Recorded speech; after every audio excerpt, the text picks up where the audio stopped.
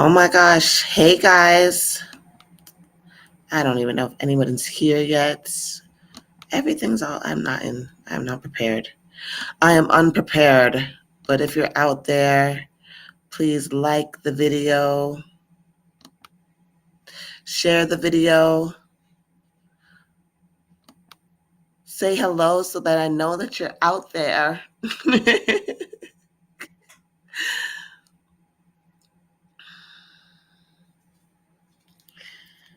It's all good though. I'm going to set up TikTok.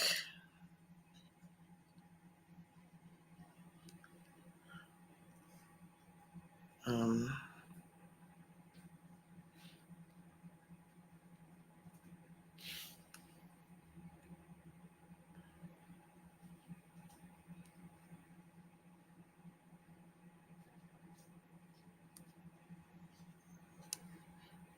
so I'm just setting up TikTok live. Hi to the one person viewing. Hello, hello, hello. Please say hi. Let me know that you're here. Like the video while I get this stream set up.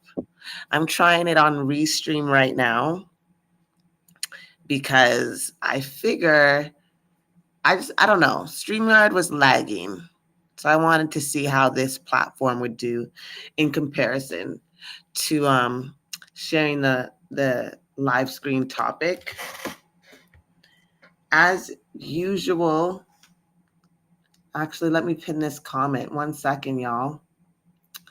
I'm going to pin the comment and I'm going to get things going. Once again, I'm going on TikTok live and I'm going to seek out conversation with Christian women. I want to know, as a woman today living in 2025, why I should be a Christian. Like, why should I even consider it? Knowing what we know, us moving so far away from misogyny, at least attempting to, right? That's what we see here happening with the loneliness epidemic, and everything else that's happening. So we see things on the rise. Women are choosing themselves more. And I honestly am really disturbed by some of the conversations that I hear happening on, TikTok lives, mostly in response to, what do you want to call it? What do I want to call it?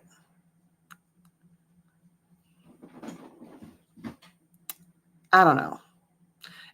Mostly from women. I just get this. It's the way that they apologize for some of the things that this God has done.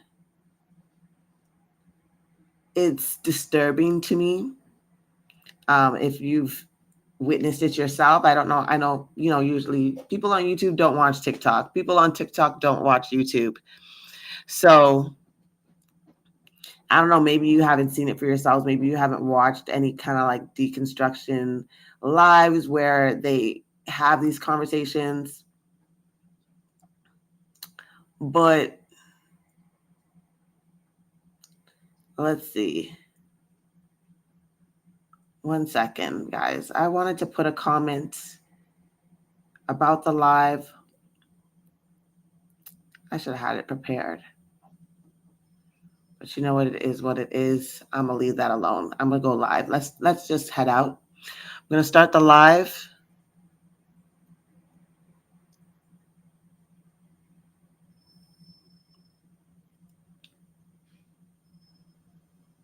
Okay, so I am live on TikTok now. I hope that everybody can hear me. They should be able to over there. So let me share my screen. Well, let me get the live up first.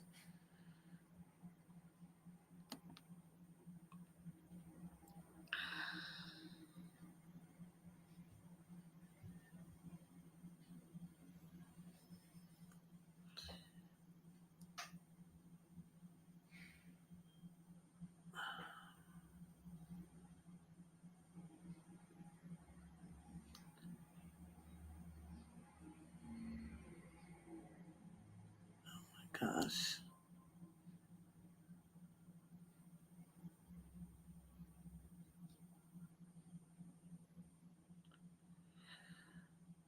Hi, y'all. 1 second.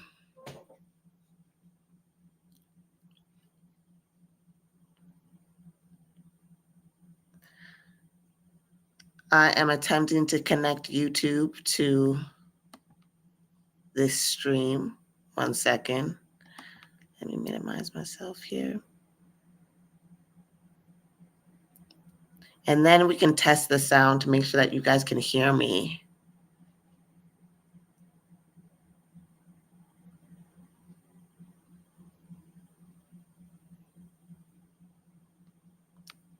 It's taking a long time to connect. It's taking a long time to connect. Okay.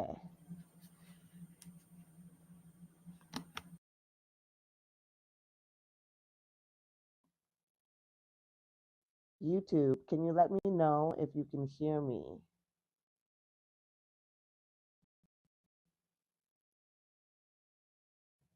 Can you guys on YouTube hear me?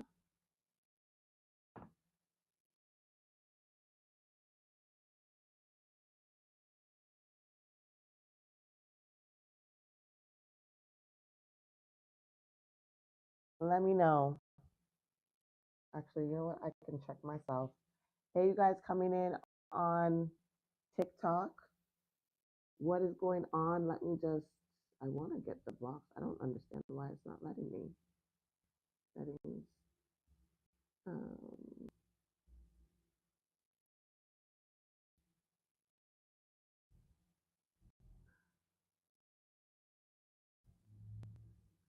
see here.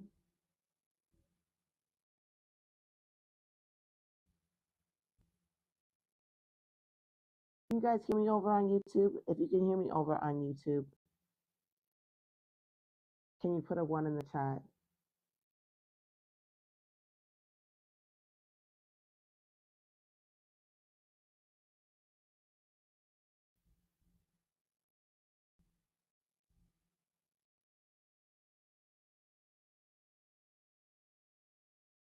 I don't know why I can't get the panel up. Hi to everybody coming in on TikTok.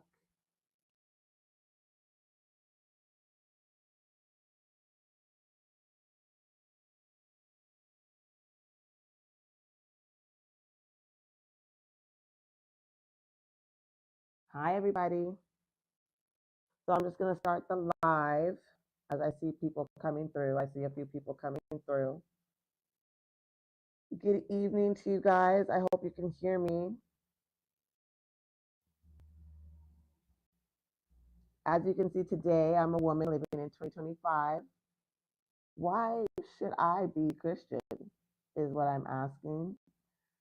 Feel free to join and connect with me.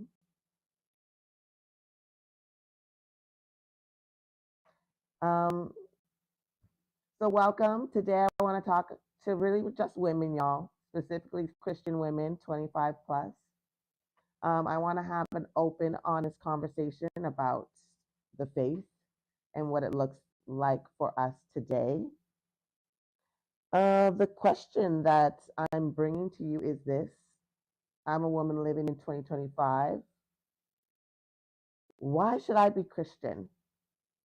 And I want to hear your perspective, your thoughts, your feelings. This is a safe space, okay? No judgments. I just want dialogue. However, I do reciprocate energy.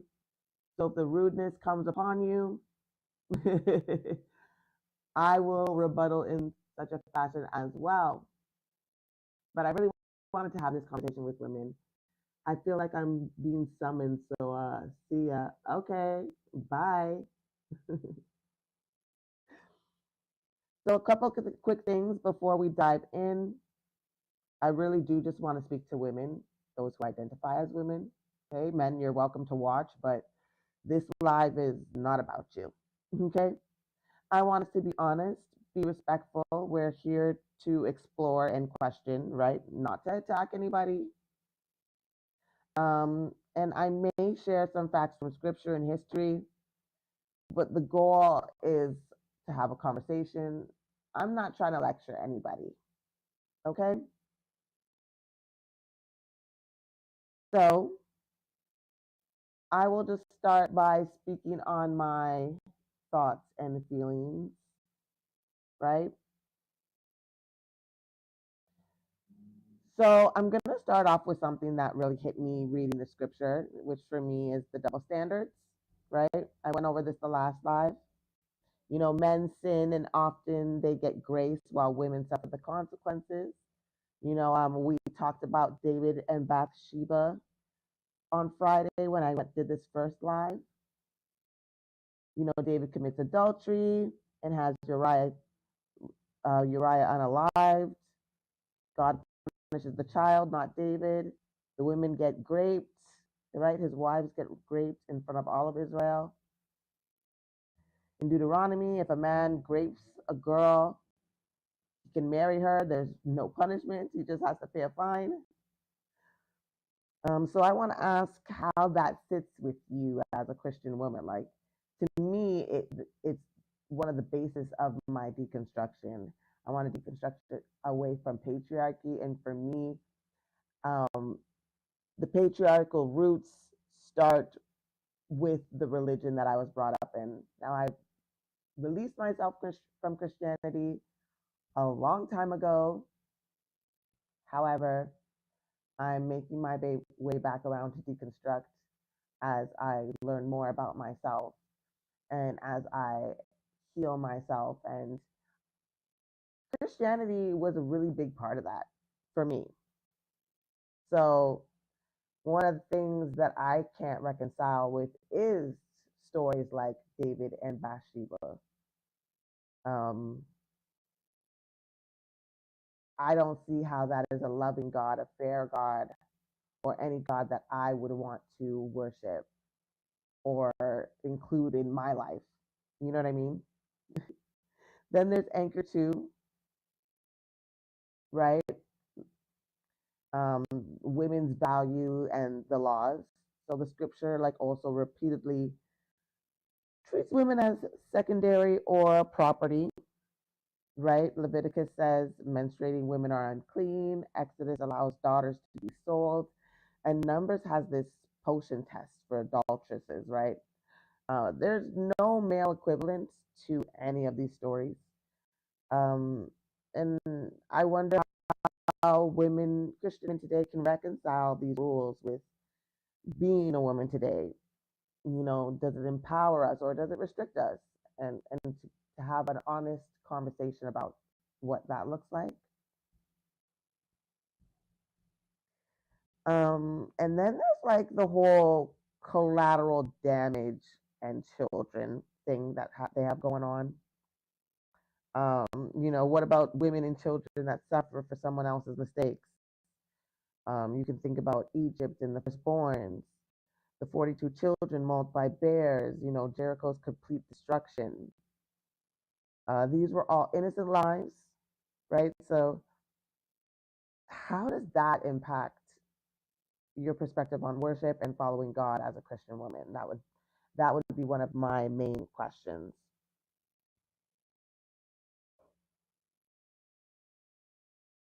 There's also this like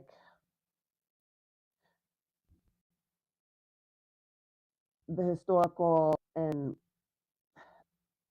like historically Christianity has often reinforced like male dominance, and it discourages women from leading or even learning, right? They don't want us to be informed, they don't want us to be educated.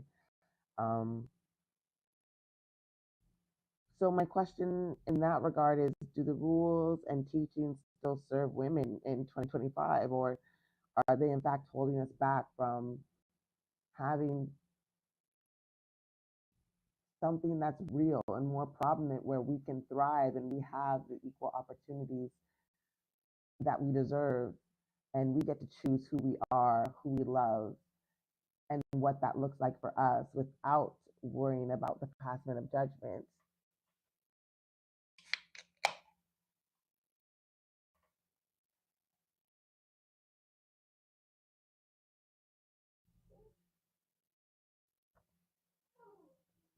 So join in and tell me what kind of gift you like. Well, if you want to explore the gifts, I do have a gift goal of 50 roses. And oh, it's not even on here. Yo, didn't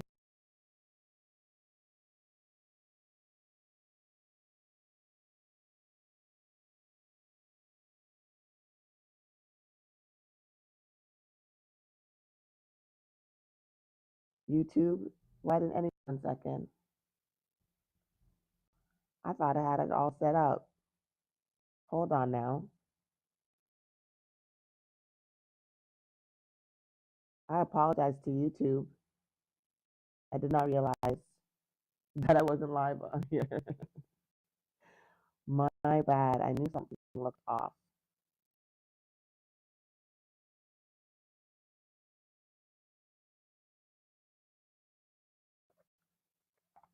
So I can see people coming in. I see people liking the live. Thank you so much for the likes. I would love it if someone come up and talk to me. You don't have to necessarily a Christian woman, but if you are an atheist woman over 25, what do you think? If you are a woman over 25 who is deconstructing, what do you think? Thank you so much for the likes. Thank you so much. I would love to hear y'all's opinion. If anybody would like to just come up and show some love and join the conversation, because I would like to hear from you.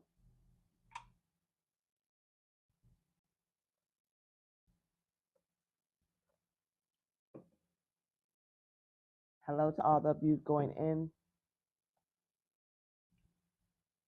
So I'm just going to continue talking, right? So I really want to hear from you guys. That's what I was saying.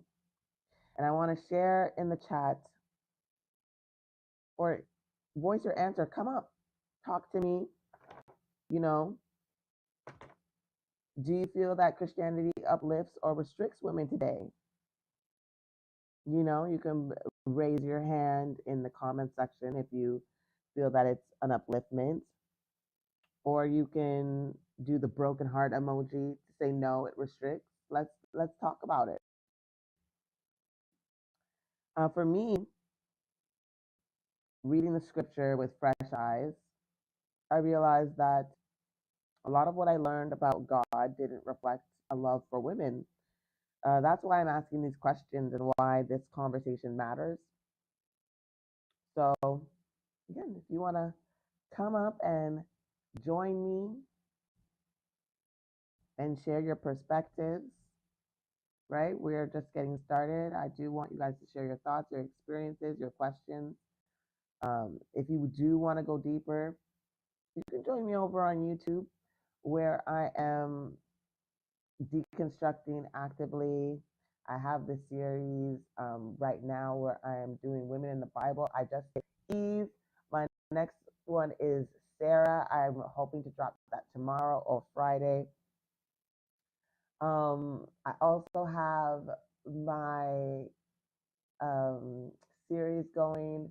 Was she really the villain? Where I talk about women villains in movies, whether they be you know, Disney characters or just popular villains, and exploring, you know, were they really the villain? I have this thing where I sympathize with the villain a lot, so I thought that would be an interesting series. Yeah, so let's talk, you guys. Are there any Christian women who want to come up and talk to me?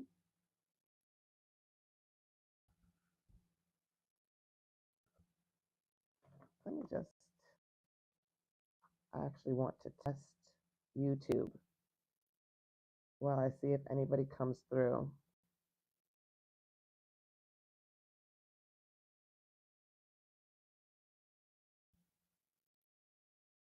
Here we go.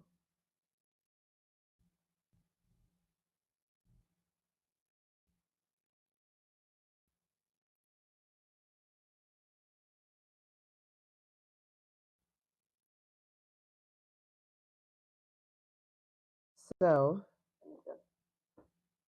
okay. I actually want to touch YouTube. All right, hold on.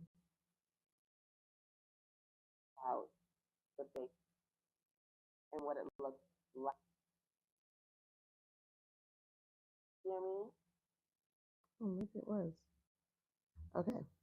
Sorry, you guys. I just wanted to check on YouTube to make sure it was working. I see that there's 2 people watching on YouTube. I have 3 people. Come on, you guys, come up and talk to me. I would love to hear your thoughts on this. But for now, I will continue. So, one of the things for me, there's a lot of like biblical double standards. Last time I talked about Friday, I talked about David and Bathsheba and how the child passes away and how his wives get raped in front of all of Israel. And I was saying, how can this be a God of love? How could this be a God of compassion? How could this be a God of grace when he can do these sort of things as punishment that are just sick and twisted, right? To me, that is sick and twisted.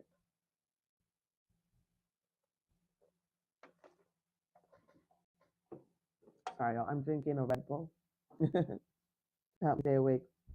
So I'm actually going to pull up Deuteronomy chapter 22, where it kind of talks about that. Just give me one moment while I pull up the Bible verse. Deuteronomy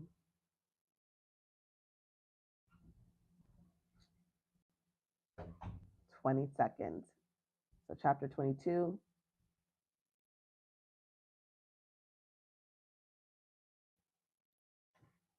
I am going to read from the NRSVU E. I heard that these versions are some of the is the closest translation. So let's see. It's Deuteronomy. We'll go to 22.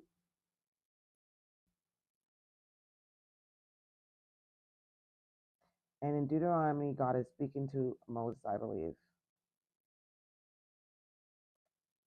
And there are laws that are being created concerning sexual relations and what that looks like. The one that disturbed me the most was that if a man meets a virgin who is not engaged and seizes her and lies with her, and they are discovered, the man who lay with her shall give 50 shekels of silver to the young woman's father, and she shall become his wife, because he violated her, and he shall not be permitted to divorce her as long as he lives. So in this verse in Deuteronomy, we are seeing that God is giving this law to Moses. And he says that if a man meets a virgin who is not engaged and he seizes her and lies with her, meaning that he grapes her, to be clear, and they are discovered, that man who laid with her has to pay 50 shekels of silver to the young woman's father and shall become his wife because he violated her. He shall not be permitted to divorce her as long as he lives. What kind of God does that? I mean, come on, it's absolutely sick. It's disgusting.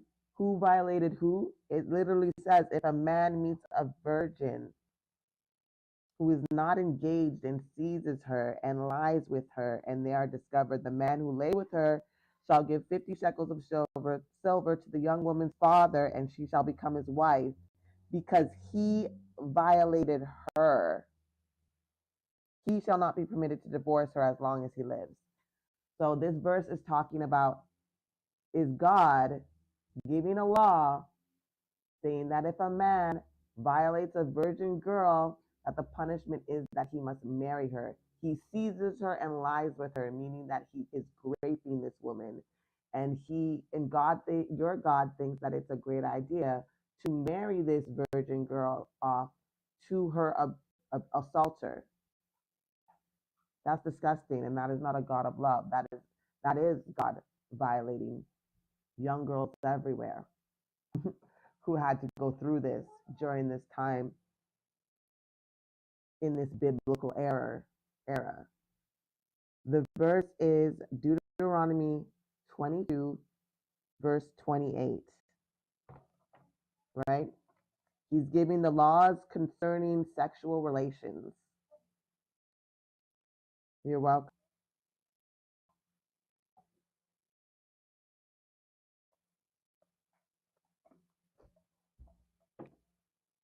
So when I read things like this as a woman living in 2025, I really do have an issue with this God. Hey, Race636 on YouTube. Thank you for showing some support. I do appreciate it. Hopefully, I'll get some conversation from some women who may want to stop by and maybe help me understand, because I don't. When I'm listening to these deconstruction lives and I'm hearing the women and they're excusing this God of these sinister, disgusting acts like G-side, slavery, and grape, I don't understand. And I'm looking to understand. I'm trying to understand. I want to have the conversation, but so far, women don't want to come up and talk to me. Right?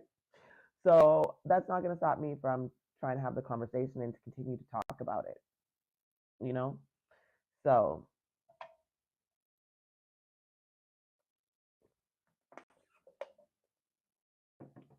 like I said, I think it's an important conversation to have, especially when we see the way the world is moving forward in a lot of ways, not just in America. I'm in Canada. Canada is um, mostly Christian. Um, it's majority Christian country. A lot of the Canadians, especially the YT Canadians, who are very conservative, agree with what's happening in the States and want Canada to be on that side of history. I do not. So I think that the conversation is super important. So again, one of my biggest issues is I want to know how women reconcile with these types of things.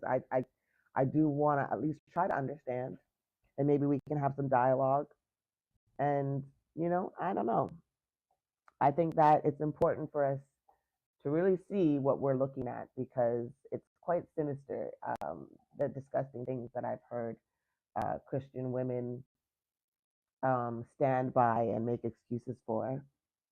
Once women leave religion, it will definitely fade out, which will be a great. I agree with you. You're absolutely welcome. These conversations are important. Thank you. Thank you for that. Absolutely. I totally agree with you. They are super important. And I'm hoping that I can get some dialogue today. Last time I was up for 3 hours and only one person came up. And it was a fellow deconstructioner. Like I said, I do want to talk to Christian women, but I'm also welcoming women who are deconstructing over the age of 25, as well as women who are atheists who are over 25. They can also answer the question, even if it's just a hell no, and just to create dialogue around it. I don't want to have a disrespectful dialogue, but it just, again, it's something that really bothers me. Today when I was listening to a live, I heard women just do just that. It was disgusting how they try to utilize the host's SA story that was shared on her TikTok to try to, I guess, get her to repent. And the person used it as a weapon against her, I feel, or attempted to, and I didn't like that. Okay, so I got to study Deuteronomy 22, verse 28, but God is all loving. That's not loving, though. That's not loving, Johnny. That's not loving at all. This is not an all loving God. This doing something like this, allowing something like this, making a law for something like this, not cool. Just your live session. Thank you. Hopefully, it'll bring some more attention to this conversation. But most women are comfortable in their indoctrination. I know, but I just feel like having the conversation plants those seeds because even in their subconscious mind, they know that it doesn't make sense. You also said we wouldn't have free will, Johnny, but here's the thing. I don't believe if you have an all-knowing God, you can't have free will. Like you guys can't have it both ways. God is not all loving if he can say, if he can reconcile marrying a young virgin girl to her assaulter. That's nothing all loving about that, and you can't convince me otherwise. But free will is not a thing. If you have an all-knowing God, you can't have free will. If he knows what you're gonna do and you can't make him wrong, you don't have free will, right? Because there's you're destined to do something. He knew from before I. You guys say that he knew me from before I entered the womb. Well, if he knew me and he knew all the decisions I was gonna make, he knew I was gonna get to this time in my life where I would not believe in him and that I would lose faith in him and that I would be a non-believer. And he created me knowing that and made me anyways. So again, it's almost like you're telling me he created me to go um, to go to hell, basically.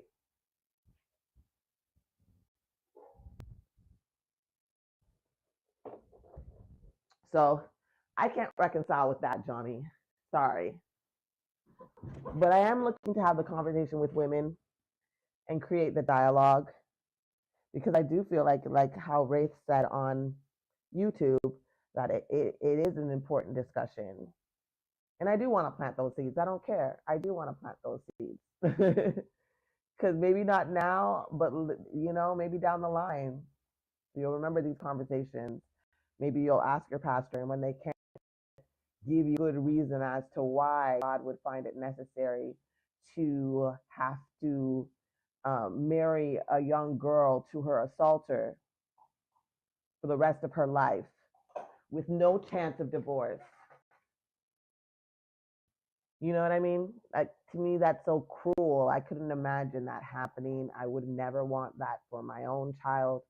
And I think it's disgusting. And I think God is disgusting for doing that. And I want to know how women can read things like this and reconcile it and still say, like you, Johnny, that this God is all loving and that he's all loving, right? And this isn't even the only thing. Last week I went over David and Bathsheba, right? He had a group of women raped in front of all of Israel to punish David, right? But that's not a punishment for David. Those women had to live through that trauma, right? If you're saying that this story is true. And when you have people who look at this book, look at this Bible, and this is the type of thing that they can reconcile with, like you have to wonder how they go about in society. Like Christians are very self-righteous, and with their self-righteousness, they try to dictate everybody else's life and and how everybody else wants to live. It's like it's not fair. Like it's just not fair to the rest of us who just want to be happy and live free and do as we choose. A lot of people are not hurting other people, and this God, I don't know why, but it removes empathy from people. Truly, like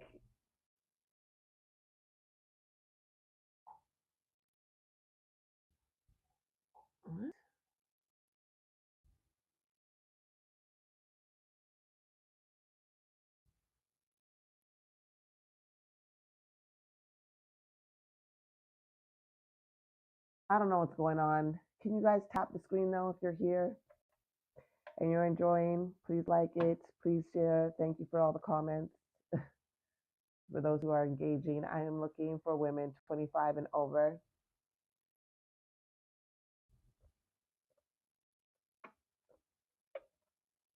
I see I got a restriction, a 10-minute restriction that I'm going to ride out.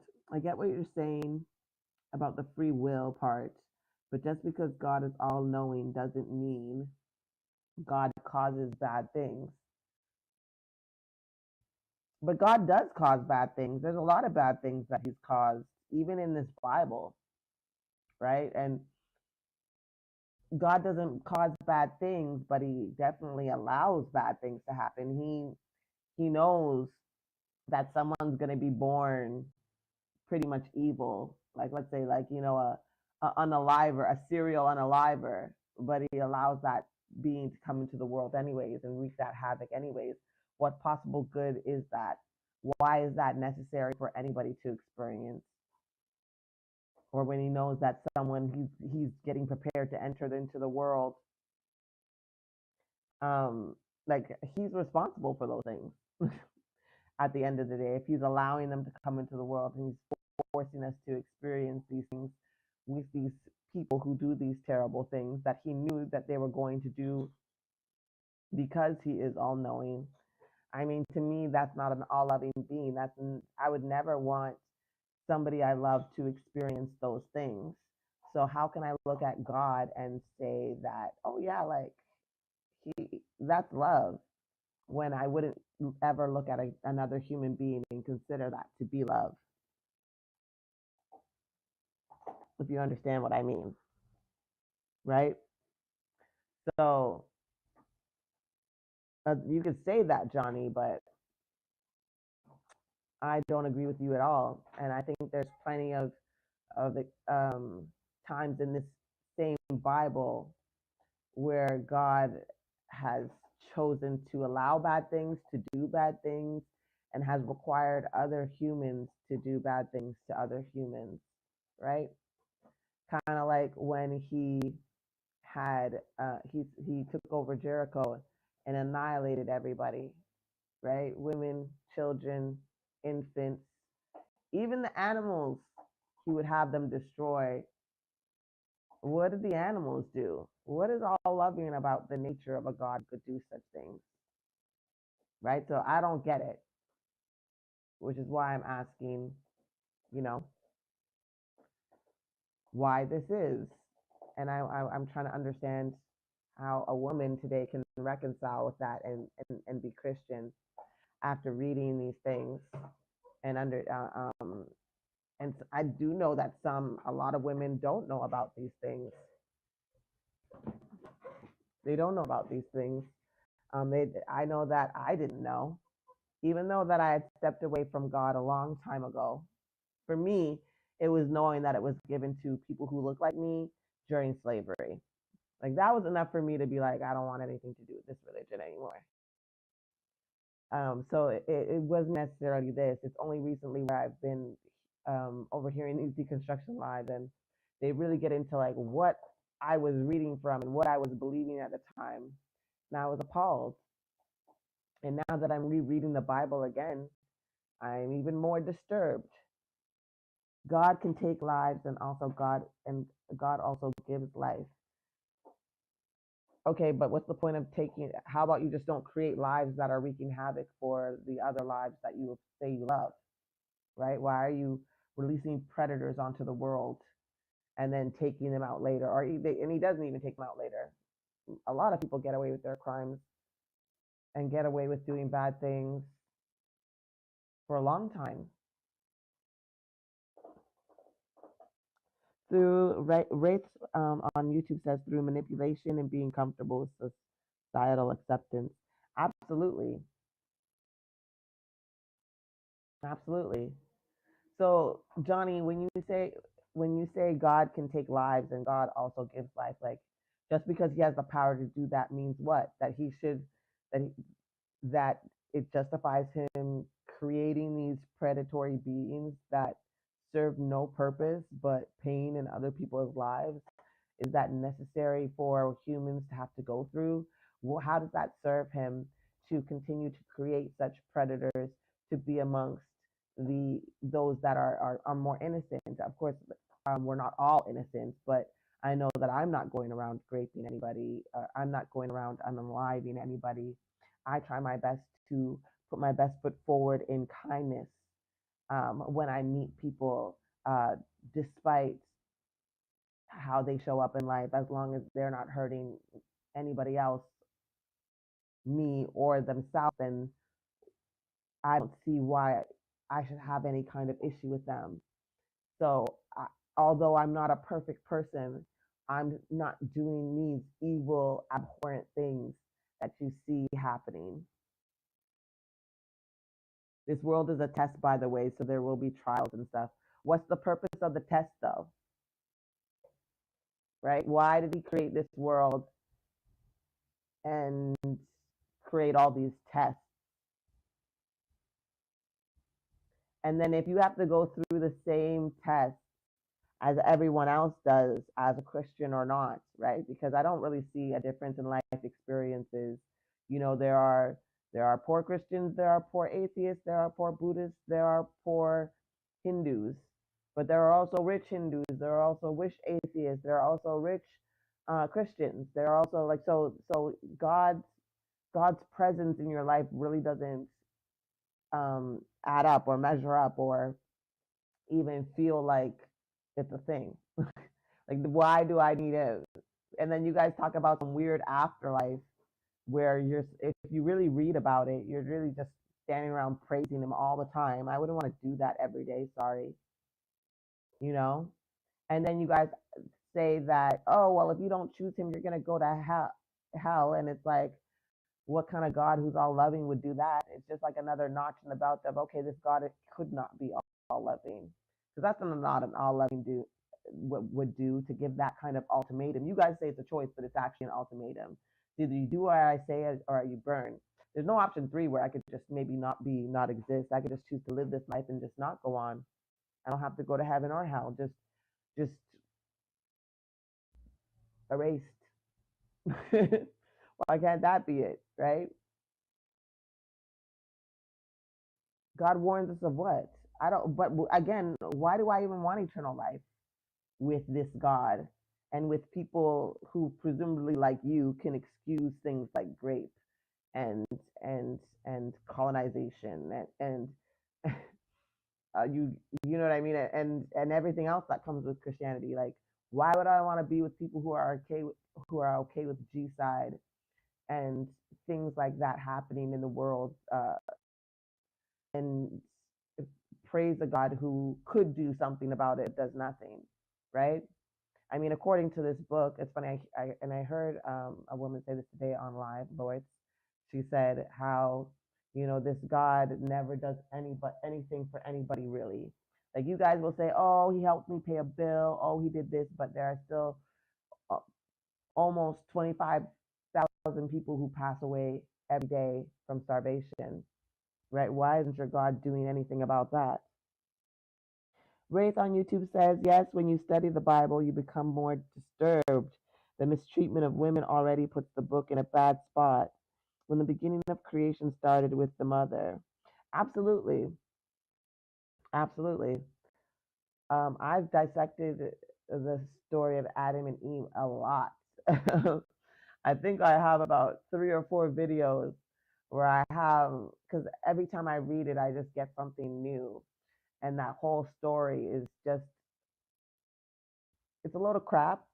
And like you said, when you study the Bible, it does really get more and more disturbing. Another one that disturbs me is that I just went over because I just started rereading it, and I'm still in Genesis. But the story of Abraham, that I found disturbing. I found Abraham like to be like a waste man. I like he's just so like, I don't understand why a God who is almighty and powerful would choose this man who did horrible things, and put people in horrible situations due to his decisions. Hey, Henry. Exactly. Imagine being in heaven around individuals that like that, and a bearded ghost like character wanting you to wash his feet all the time, even holy, holy, flipping on clouds. Exactly. That doesn't sound like heaven to me. So why would someone who doesn't want to be with God want to go to heaven? That's what I'm saying. That's exactly what I'm saying. God and free will debate. Ask about suffering and purpose. Oh, I think it's telling me. Oh, well, that's just the AI. That's the thing.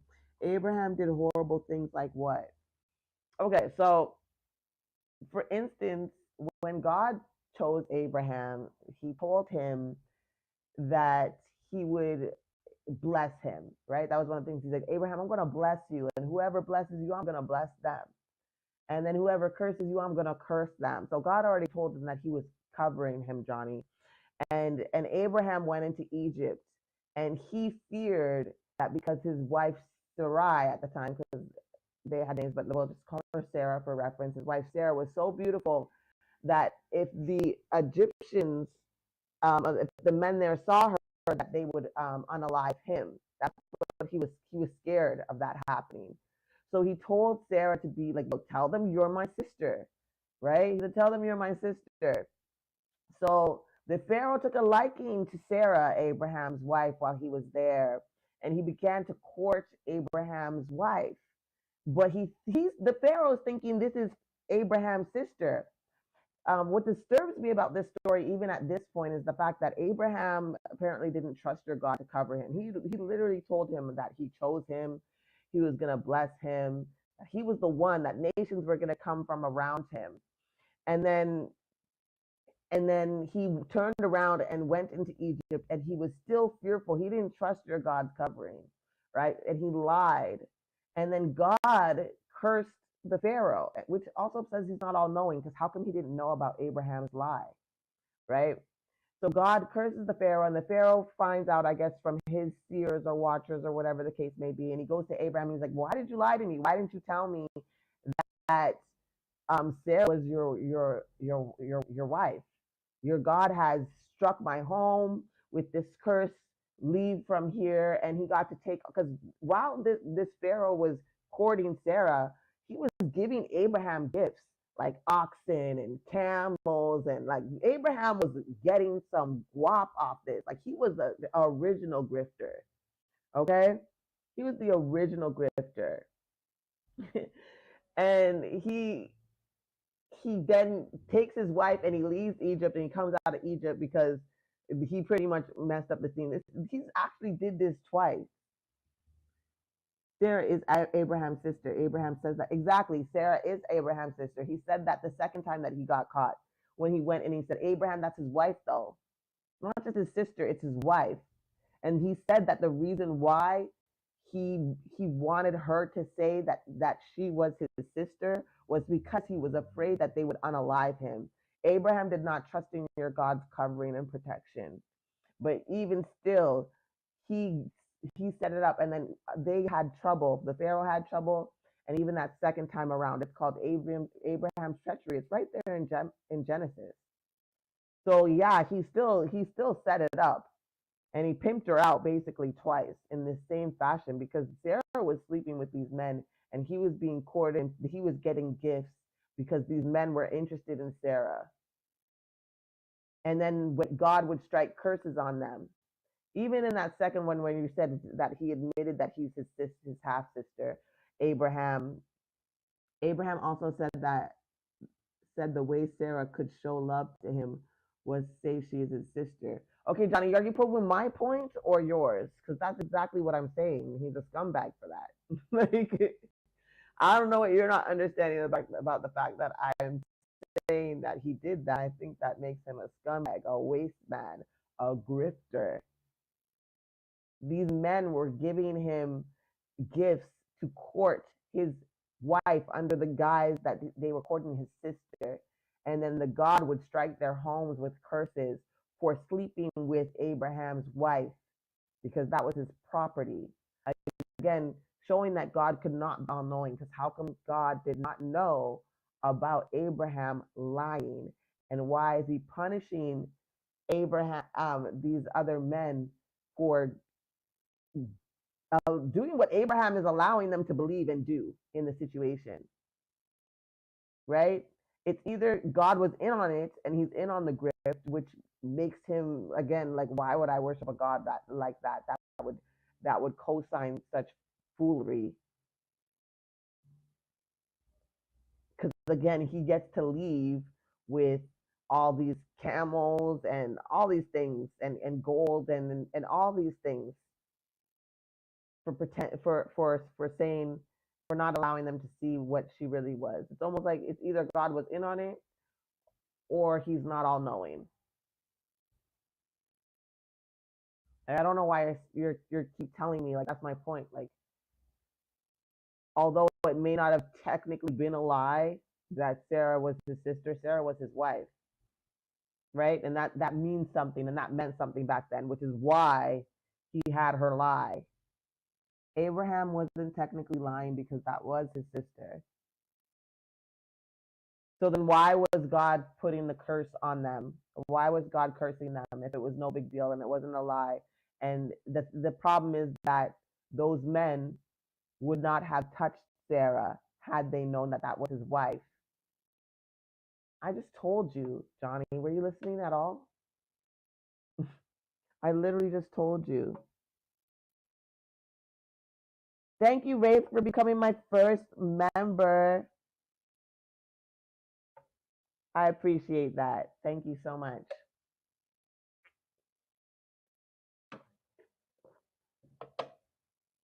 So you want me to bring up the curses? Because we could go there. I don't mind. Like I said, I really want to talk to women, but have this conversation with you. All right. Let's see. Let's go with,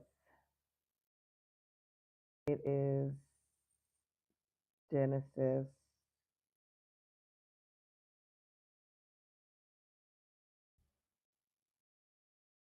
Was it here? Let's see.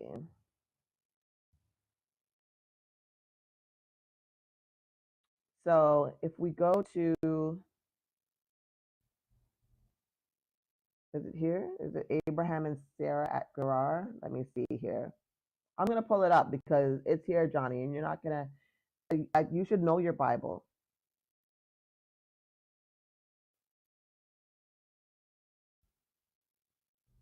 So Abraham and Sarah at Gerar, this is Genesis 20.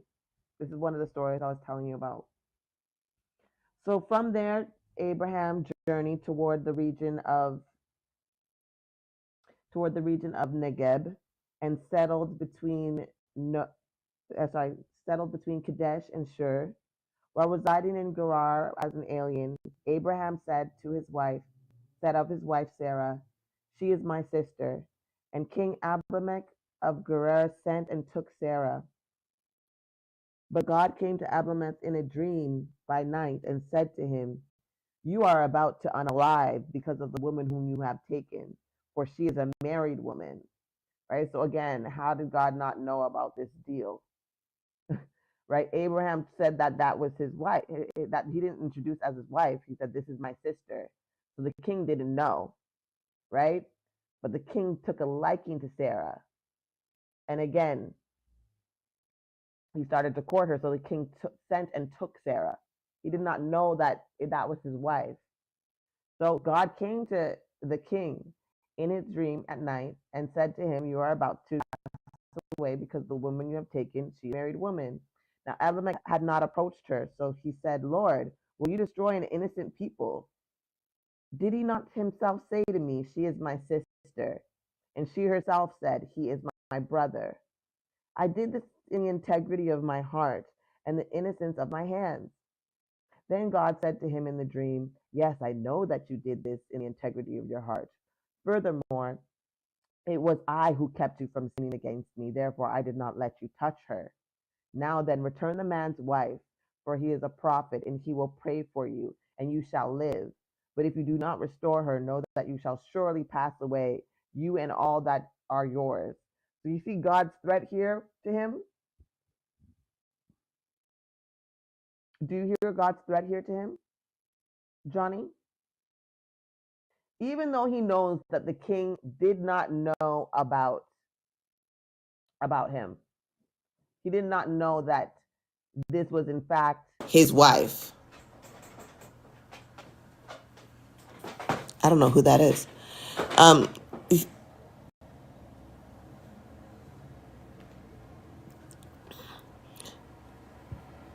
right? Even though you can see here that God clearly threatened the king over Abraham's lie.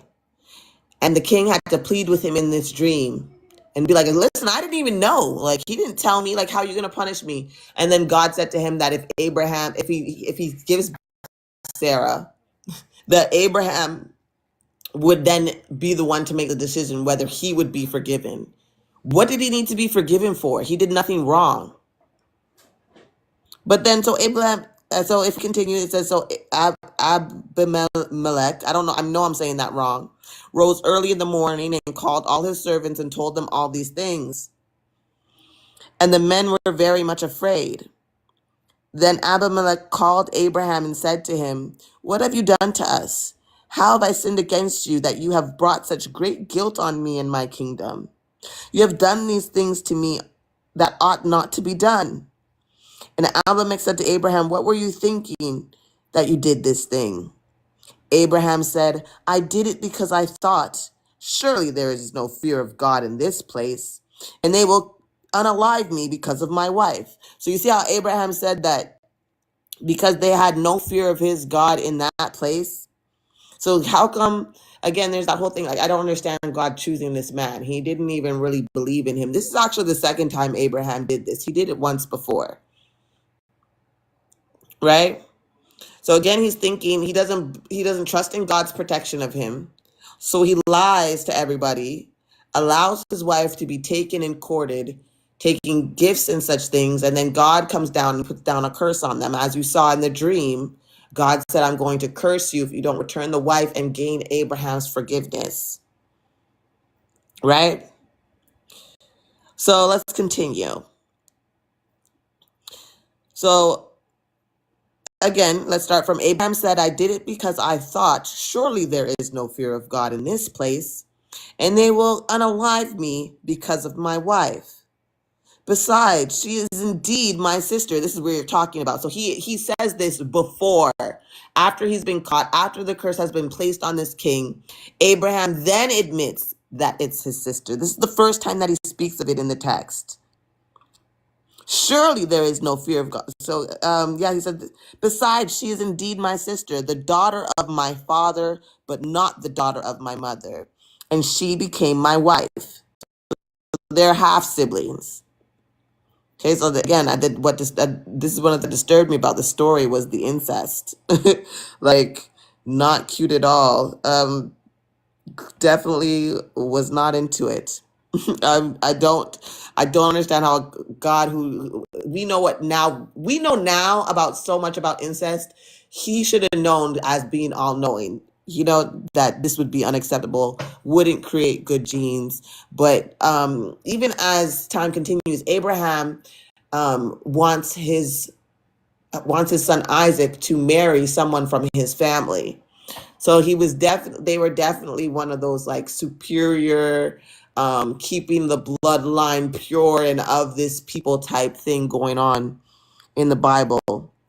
And then he said, okay, so, and when God caused me to wander from my father's house, I said to her, this is the kindness you must do to me at every place to which we come. Say to me, he is my brother, right? And you admitted that, Johnny, right? Would God tell Abraham something that isn't a thing yet? What do you mean? What are you talking about, Johnny? Are you following? Are you tracking? Are you listening to the story? Abraham went into this kingdom and he lied because he feared that they would unalive him.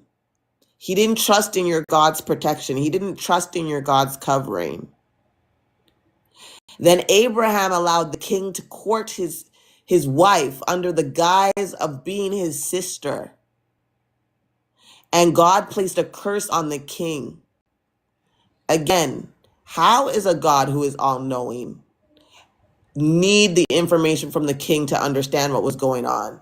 And then being like, you know what, you're right, but I'm still going to curse you. Now, return the wife, and Abraham decides to bless you, then I'll take the curse off. That's pretty much what happened. It's nonsensical. It makes no sense at all. This is God. This is not a loving God. He's helping Abraham in the grift. Or he doesn't know about it and he's naive and yet he's still protecting him. So he's like, this is the kindness you must do to me at every place to which we come. Say of me, he is my brother, right? Then Abimelech took sheep and oxen and male and female slaves and gave them to Abraham and restored his wife Sarah to him. So not only did he get his wife back, he got oxen, this is why I'm saying he's a grifter. And God must, are you saying God's in on this grift? And this is how he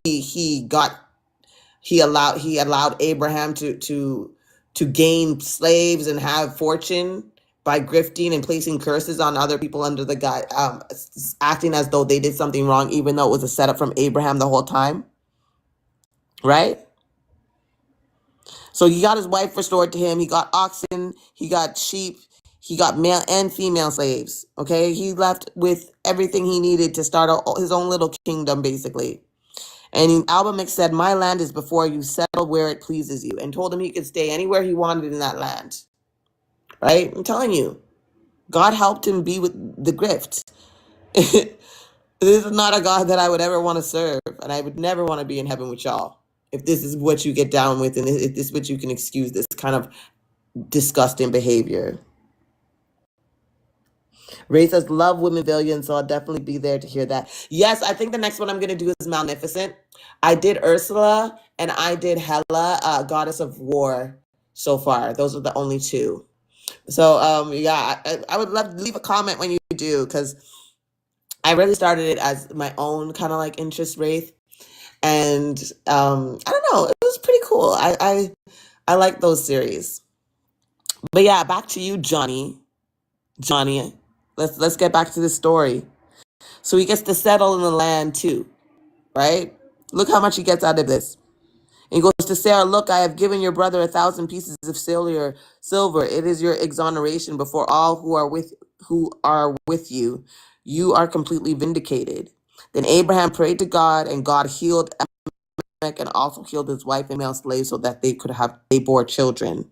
For the Lord had closed fast all the wombs of the house of Abimelech because of Sarah, Abraham's wife.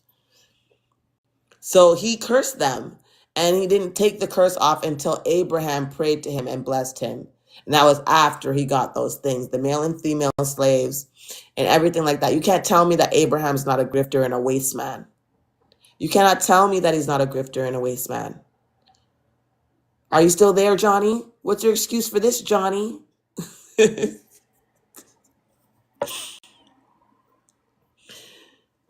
If y'all could just tap the screen if you are listening. I see that there's 4 people here. Anything helps. You could also help me with my gift goal. I do have 50 roses there and only a couple more hours to achieve the goal. Okay, so what do you have to say about that, Johnny? You're going back and forth with me about it. What do you have to say about that?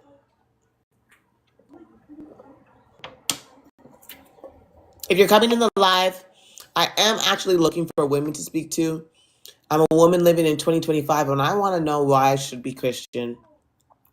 I don't understand how we can read stories like this, hear about how the God interacts, and still worship him. I am personally disgusted by this God and a lot of things that he chooses to do, how he chooses to punish, especially in the treatment of women.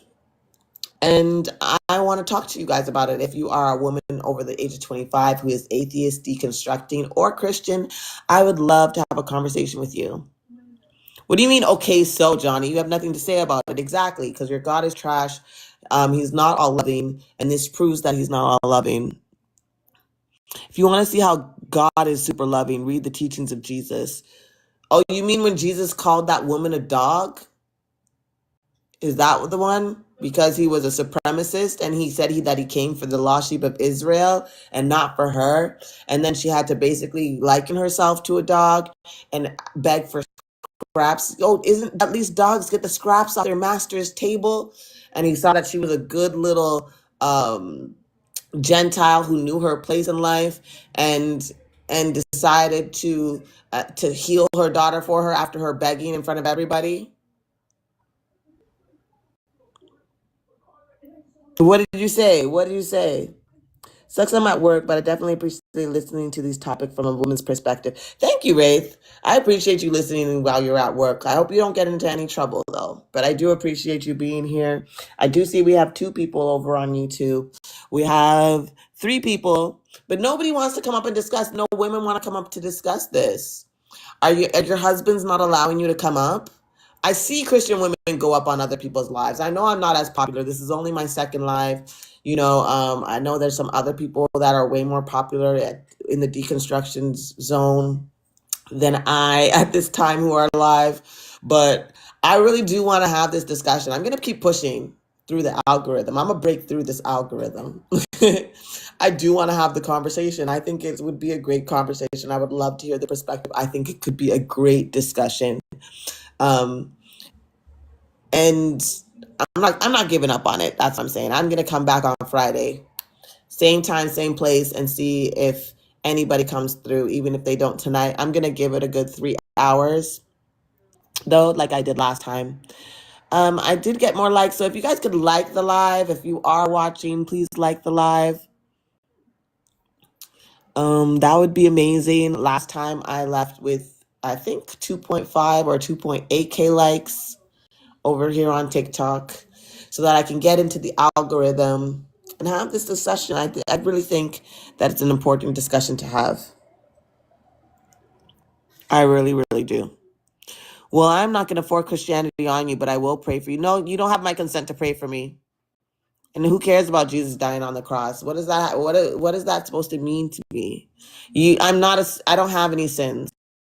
I'm a follower of Jesus Christ. I don't abide by your laws and your rules.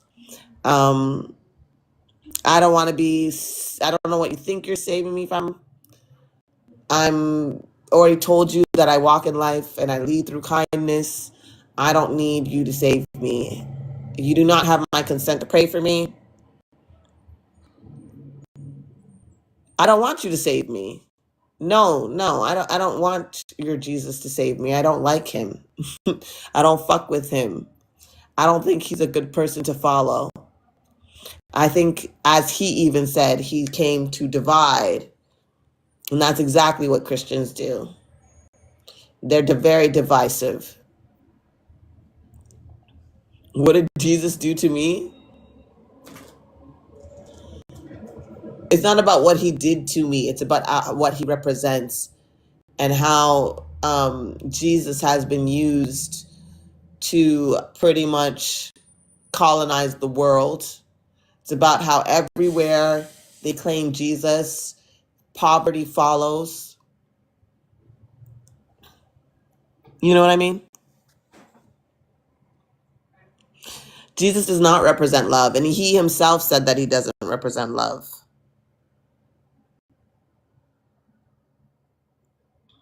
He said he came to divide, turn brother against brother, father against mother, all that stuff that he said that he was coming to do. And he said that he came for the lost sheep of Israel. He did not come for everybody. That came later. That doctrine came later. Oh my gosh. How come you guys don't know your Bibles? You're always asking for the verse. Give me a moment. Let me pull it up. While I'm pulling it up, I just want to say again, I am looking for women over the age of 25. I'm a woman living in 2025. Why should I be Christian?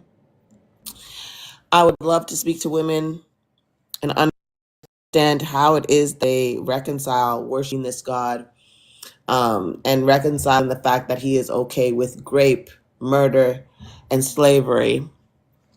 Let me just pull it up.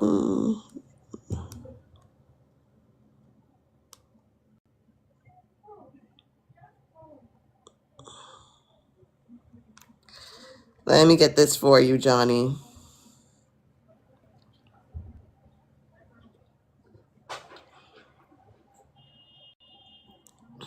So it's actually in Luke 12:51, verse 53, where he explained that his message would divide families because people choosing different allegiances, right? So if you're making the conscious decision to follow him, you are dividing yourself from people, not bringing them together. Pretty much, if you're not with me, you're against me. That's not love. Again, that is an ultimatum, right? Especially when the other choice is to, burn eternally. Like, to me, that's just not someone who's loving. Especially when I'm not going out of my way to be some evil, bad person, and I am leading my life through kindness. So again, that was Luke 12:51-53. Well, I hope you have a wonderful and good day. Okay, Satan loves you, Donnie. Bye. May Satan bless you. You see how uncomfortable that sounds for you? That's what it's like when you try to force your God's love on me. So if you want to continue to push your God on me and his love on me, and I'm telling you I don't want it, then I'm gonna do the same to you, except with a deity that you don't like, so you can understand how it feels. Okay, so it is forcing it. I told you I don't accept it. I told you I don't consent to your praying for me. So what makes you think I want you to continue to tell me that your God loves me when I'm telling you that I don't want anything to do with this God? So Satan, be blessed. May Satan bless you and follow you and fulfill his purpose in your life, Johnny. Satan be blessed. But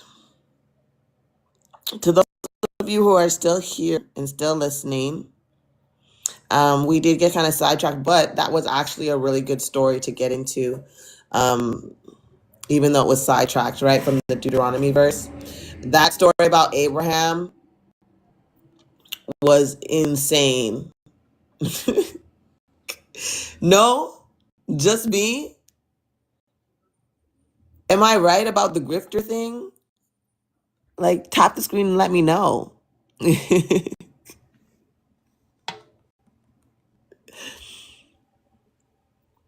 But what another thing I did want to go over.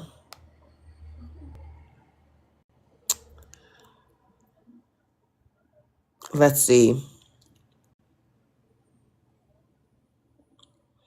Joshua is a really good one, especially with the collateral damage of Jesus. I'm sorry, not Jesus. The collateral damage of the women and children sacrificed. If you follow me to Joshua 6, verse 21.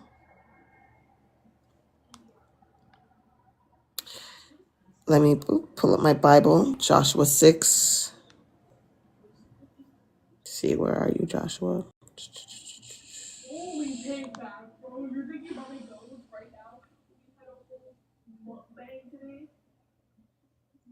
Let's see. Oops. 1 second, y'all.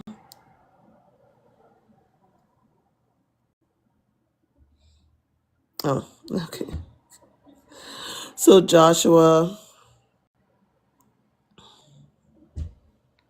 6, verse 21. So this is the story of Jericho being taken and destroyed. This story, it disturbs me because this is God committing genocide.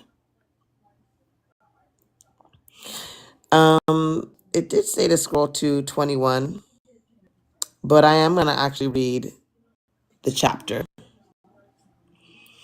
Again, if there are any women above the age of 25 that would like to talk about why we should be Christian in 2025, that would be great. Again, deconstructionists as well as atheist women are invited to come up. So Jericho, Joshua 6, verse 1. Now Jericho was shut up inside and out because of the Israelites. No one came out and no one went in. The Lord said to Joshua, "See, I have handed Jericho over to you, along with its king and soldiers. You shall march around the city, all the warriors circling the city once. Thus you shall do for 6 days, with 7 priests bearing 7 trumpets of rams' horns before the ark. On the 7th day you shall march around the city 7 times, the priests blowing the trumpets. When they make a long blast with the ram's horns, as soon as you hear the sound of the trumpet, then all the people shall shout with a great shout, and the wall of the city will fall down flat, and all the people shall charge straight ahead. So Joshua son of Nun summoned the priests and said to them, take up the ark of the covenant and have 7 priests carry 7 trumpets of ram horn in front of the ark of the Lord. To the people he said, go forward and march around the city. Have the armed men pass on before the ark of the Lord. As Joshua had commanded the people, the 7 priests carrying the 7 trumpets of rams horns, trumpet of ram's horn before the Lord went forward, blowing the trumpets, with the ark of the covenant of the Lord following them. And the armed men went before the priests who blew the trumpets. The rear guard came after the ark while the trumpets blew continually. To the people Joshua gave this command, you shall not shout out or let your voice be heard, nor shall you utter a word until the day I tell you to shout. Then you shall shout. So the ark of the Lord went around the city, circling it once, and they came into the camp and spent the night in the camp. Then Joshua rose early in the morning, and the priests took up the ark of the Lord. The 7 priests carrying the 7 trumpets of rams and horns before the ark of the Lord passed on, blowing the trumpets continually. The armed men went before them, and the rear guard came after the ark of the Lord, while the trumpets blew continually. On the 2nd day they marched around the city once, and then turned to the camp. They did this for 6 days. So on the 7th day they rose early at dawn and marched around the city in the same manner 7 times. It was on that day that they marched around the city 7 times. And at the 7th time, when the priests had blown the trumpets, Joshua said to the people, shout, for the Lord has given you the city. The city and all it has in it shall be devoted to the Lord for destruction. Only Rahab, the prostitute, I don't know if I can say that, the S worker, and all who are with her in the house shall live, because she hid the messenger we sent. As for you, keep away from the things devoted to destruction, so as not to covet and take any of the devoted things and make the camp of Israel an object for destruction, bringing trouble upon it. But all silver and gold and vessels of bronze and iron are sacred to the Lord. They shall go to the treasury of the Lord. So the people shouted, and the trumpets were blown. And as soon as people heard the sound of the trumpets, they raised a great shout, and the wall fell down flat. So the people charged straight ahead into the city and captured it. Then they devoted to destruction by the edge of the sword all in the city, both men and women, young and old, oxen, sheep, and donkeys. Do you hear that, you guys? How could an all-loving God allow that to happen? Men, women, and the young. How do you reconcile a God enacting such a terrible thing, especially unalivement of children?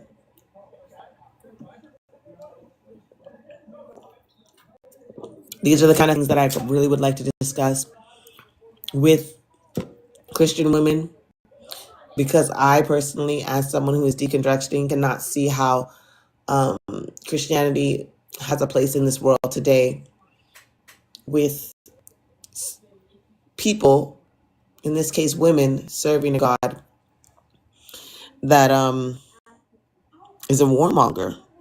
You know, it's awful.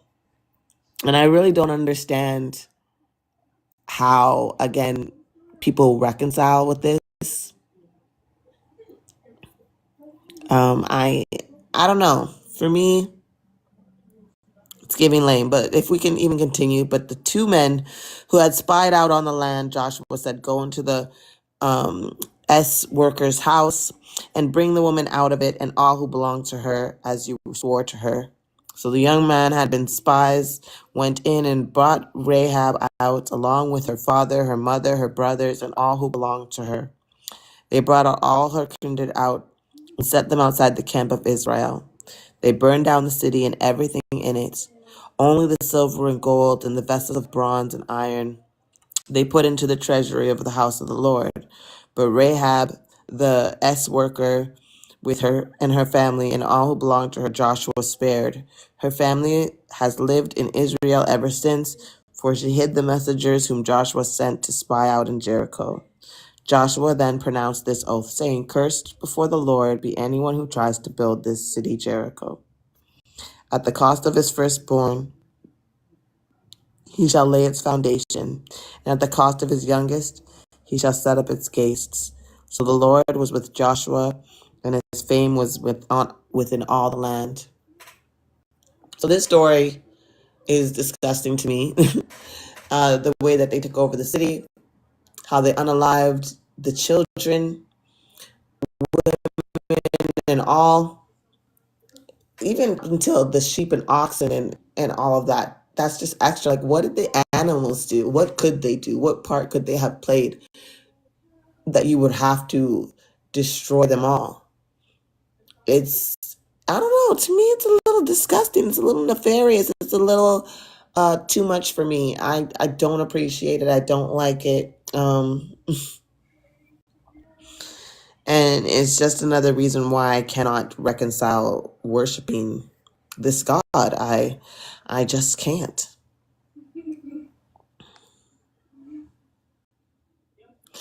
But yeah, you guys, I don't know how much longer I'm going to stay. I did say I would try to do at least 3 hours like the last time, but this live is even slower than the last one.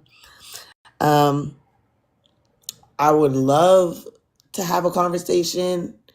I am going to keep trying, because I know that, lives don't work like that. You got to keep coming back. You got to show the algorithm that you're in it to win it. You got to show the algorithm that you want to participate and go live.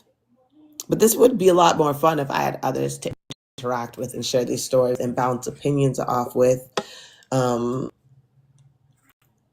So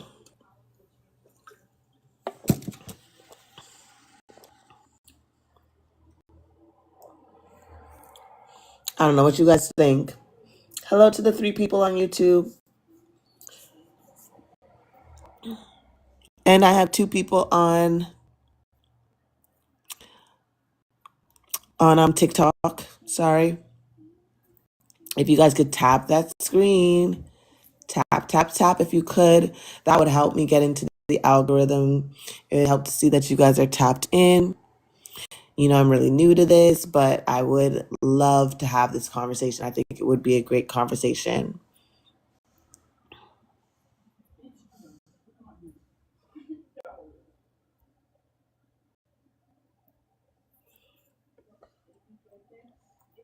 What you guys think? Let me know.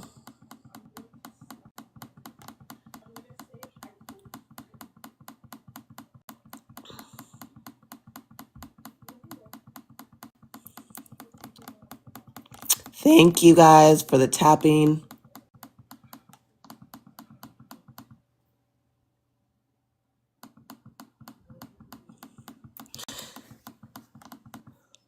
Let me see here. Let me pull up.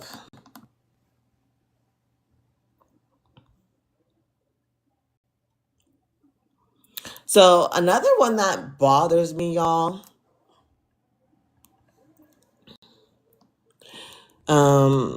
would be how patriarchy uses this Bible, right? We do see in the New Testament that women are restricted. They should be silent in the church, right? In 1 Corinthians 14, verse 34 through 35. I'm going to pull that up and read that. Corinthians. Let's see.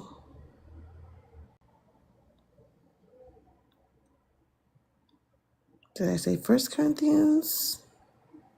I did. 14.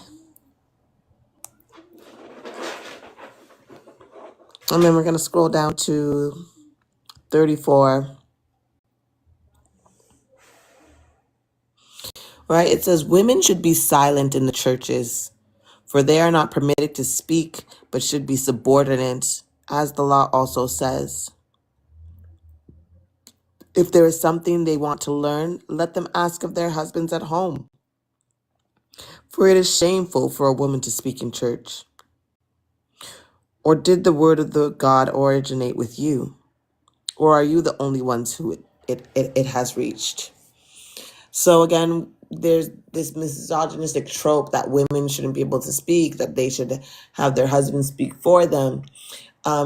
Just the other week, I did a video where a live on a YT nationalist, Christian nationalist, who spoke on this. The pastors in his church were saying how they wanted their households to vote, women not being able to vote for themselves, and them being in charge of voting for their household. A lot of men do want people to submit to that. And it's sad because it just goes to show you how small a lot of men are, that they're intimidated by what women can contribute. But what I don't understand about Christian women is how they are okay with giving up these kind of rights. I know that a lot of them feel like their husbands probably would make the right decision or would hear them and take what they want into consideration. But I feel like from what we've seen from people in the past, if you look at relationships and how women even described the near past of what it was like to be under their husbands, how many women were actually abused by their husbands. I don't understand why women today would subscribe to anything like this, right? And also, I guess, I don't know, maybe that's the reason why y'all don't want to come up here, right? Maybe that's why you guys don't want to come up here, right? Is your husband's telling you to be silent?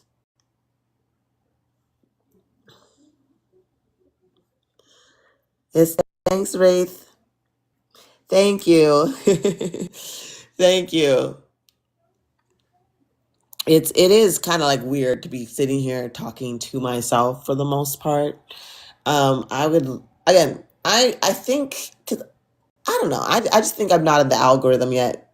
Like I said, I did see that a couple of people that I follow that deconstruct, that have bigger platforms than me, are live having their own discussions.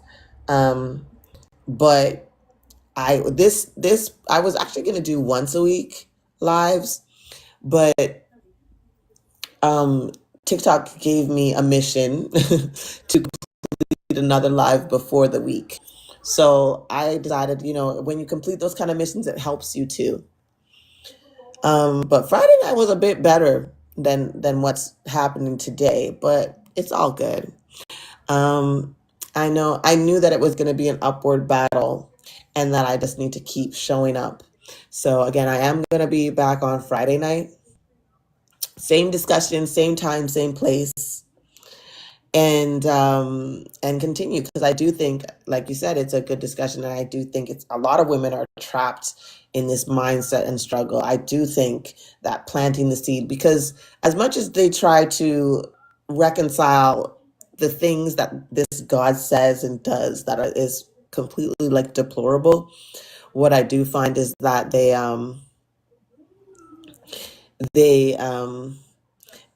know deep down inside it's wrong, right? Like, even they know it. They know it. You can't hear these things and it not affect you. Their initial reaction is to find a way to defend it. But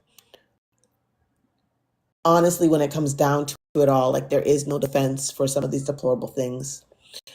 For me, like I said, I let go of Christianity a long time ago. I would say maybe about 11 years now. Yeah, about 11 years, 10 and a half, because I learned about how it was given to melanated people through slavery. That's all I needed to know, right? Like, I didn't go through reading it and checking it. I heard that it was given to us from the oppressor, and I couldn't reconcile the idea that someone who was trying to oppress me would give me something that would uplift me, right? It just didn't make sense to me.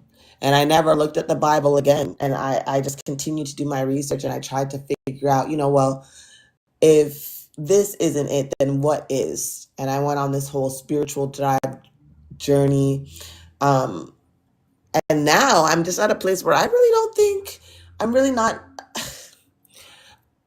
not convinced that any of it is real, right? I think that there's a strength in belief that, I don't know, I'm sure someone's studying it, but it should be studied if not, because the power of belief is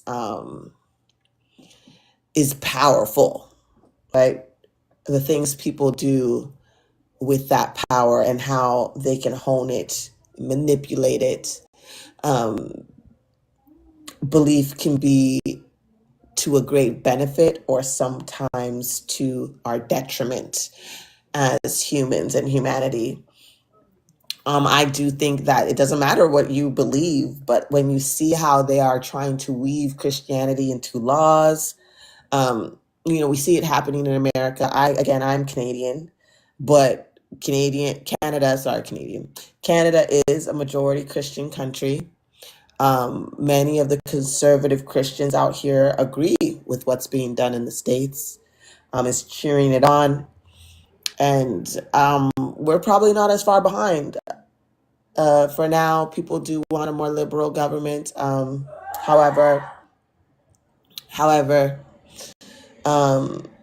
sorry, I have my daughter and niece here. They're getting a little loud.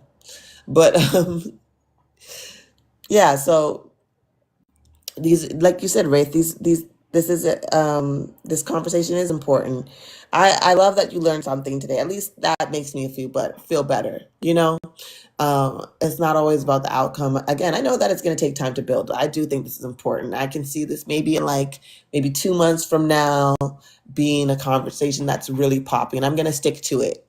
And I'm going to keep moving forward with it. I'm not giving up on it. I really do want to understand it, because I do sit in these deconstruction lives and I hear these women make excuses for this God's behavior, and it's sickening to me. And I do kind of want to understand it, but I also want to expose it, right? Because a lot of Christian women and Christians, period, come with the whole, they try to say that they are liberal. Oh, I don't agree with it. I'm Christian, but I believe this, or I don't want to judge your lifestyle, or whatever the things that they say, but really and secretly they are. There's this mask that drops when you confront them with their God and the terrible things that their God has done and contributed to. And when that mask drops, you really see who they are and what they believe. Like I said, today, I watched women. There was a woman who said that she was becoming a therapist. And then she brought up the host's sexual assault, which she shared on TikTok. So the video was there for her to see, but she tried to use it to, I guess, try to steer her back to God. And she actually said this disgusting thing about how she said God forgave her for her being SA'd. And I was like, she was like, oh, may God forgive her.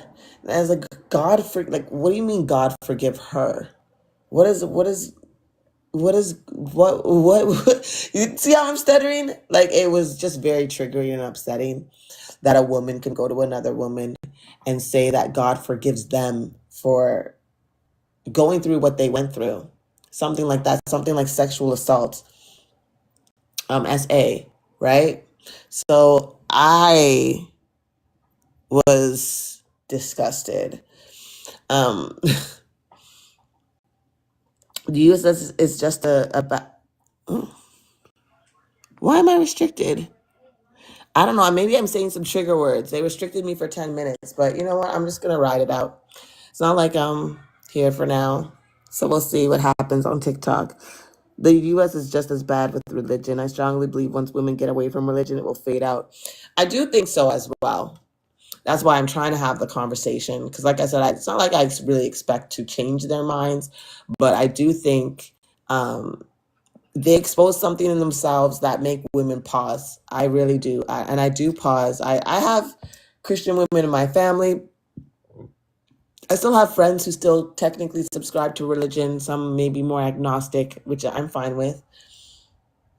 But when I'm reading this book and I'm seeing these stories, I don't trust someone who can trust in this God, who can love this God, who can ignore the terrible things that this God did to women, and humanity at all. But like, as a woman, like, how can I get down with this God who, again, like that first verse that I pulled up about him marrying off young girls, virgin girls, to their assaulter if they were SA'd. So how can I reconcile that with a woman?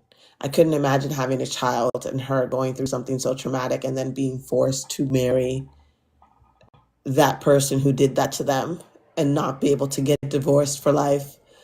I don't understand how anyone could be like, that's the God that I want to worship, right? Like, how like, how do you reconcile with that? I could never. Like I said, for me, it just was the thought of an oppressor giving me a book telling me that this is my God. That was it for me. Like I said, like that was good off religion from that part. You couldn't tell me that a God who allowed such things. I didn't even go deep into it and understanding that God actually condoned it and mapped out how slavery actually happened to us using the scriptures from this Bible. So it was interesting. Religion tells you not to question anything. It's not so much of getting people away from it. It's teaching people to question the narrative. Exactly. And I think that by asking these kind of questions and going through these stories and picking it apart, and it does plant those seeds. It does get you to question it, whether you like it or not. You may push it to the side at first, but again, that question is always going to be in your subconscious. And as a woman, and again, there are some evil women, so I'm not, but I am pleading to their sense as a woman, because I mean, I know in the Black community alone, 1 in every, 4 girls is assaulted by the time they're 16. So a lot of us, especially women of color, can understand this perspective, right? And it's not like it happens across all cultures and all ethnicities and all races, these essays and things like that. So it's a commonality, and it's a way to kind of like make them see and make them understand, because anybody who's been through something like that knows how terrible it is. So how can you reconcile worshiping a God that would use that as a punishment in the case of David and Bathsheba, right? For the adulteress, because he was an adulterer, he should have been stoned. King David should have been stoned for that sin, but he did not. Instead, God had his wives raped for all of Israel to see by his son Absalom. How do you reconcile such things, right?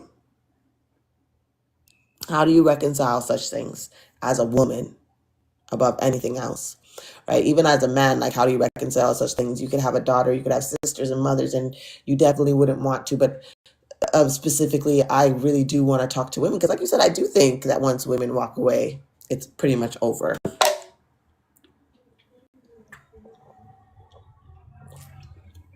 So I'm going to keep tugging along, attempting to have this information. But you're absolutely right. Religion does teach you not to question, and you are kind of punished, right? I was looking recently, I just, because it was, I get everything from Deconstructing Lives, but they were talking about how Christians treat ex-believers compared to non-believers. So believers who never believed, and the people who, like me, once believed but no longer believe. And technically, people who don't believe and never have believed and never had accepted Christ, they're supposed to treat them better than they treat themselves. They're supposed to, and I don't see that happening at all. But in these lives, in these spaces, but they're supposed to, even if the person's being rude, they're supposed to act with kindness, because they're supposed to uphold themselves to a better position and better place, and be better than that, and be an example of Christ. But to ex-believers, they treat them with a lot of vitriol. They treat them and make them feel uncomfortable and excommunicate them, right? They have to kick them out because they've now become a poison seen in the congregation, so they remove you. And even that's another reason why a lot of people do not want to deconstruct from Christianity or let go, because there's a culture in Christianity. There's a family, there's a sense of community. And once you're out of that community and you're pushed out, and they're not talking to you, and they're making you feel bad for turning away from what they've been told is true and what you've been told is true, they give you the cold shoulder, and they give you an ill treatment. And this is also backed by scripture. Sorry. This is God's, this is how Jesus says this is how the Christian church says to treat someone who no longer believes, right? So they try to persecute you and make you feel isolated. And if you don't have any friends outside of the Christian circle, that could be very isolating, and they play on that, right? Like, well, if you just return to God, we'd let you back in the fold and we'd love you all the same, right? And if not, they're just always going to give you the cold shoulder and feel sorry for you and try to pity you, because you'll never know the kingdom of heaven. Like I said, the kingdom of heaven does not even sound all that great to me. If you really get into the verses about what we'll be doing in heaven, there's also a different heaven in this Bible. Heaven is truly for the Israelites. They say that the Gentiles will be serving them. So the Gentiles, like people that aren't Israelites, like you and me, Wraith, we would be building up those mansions. We would be singing to God forever, and kneeling and praying and just worshiping him. And that's supposed to be an eternity and a lifetime of that. Like, why would anybody want that? I would really love to know how that's appealing, because I don't see a sense of appeal in it at all. I really don't. I really don't. And no one can make me feel like that's the case, that that's something that I want for myself. You know what I mean? I don't know about you, but it definitely doesn't sound like something that I want to participate in forever and ever and ever. That's crazy to me. Absolutely crazy to me.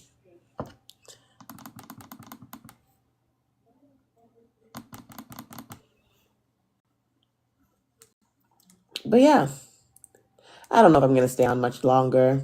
Doesn't seem I'm catching anybody. Very true. Glad I deconstructed years ago and haven't been looking for any acceptance ever since. I'm good standing outside the hive minds. You know what? And me too. I've always been like kind of like an outsider. I went through this on Friday, but I've always been kind of like an outsider. I've always been more logical than anything else. Like, even though I believed for a long time, like I was born into Christianity. I was actually born into like one of the more cultish Christian religions. I was born Seventh-day Adventist. So it was a strict religion. And I don't know. I never totally bought into it all.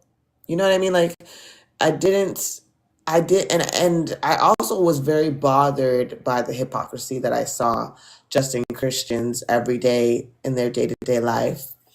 I think that's why first it's like, I just thought at a younger age, I had given up on a religion because I didn't like it. I had friends.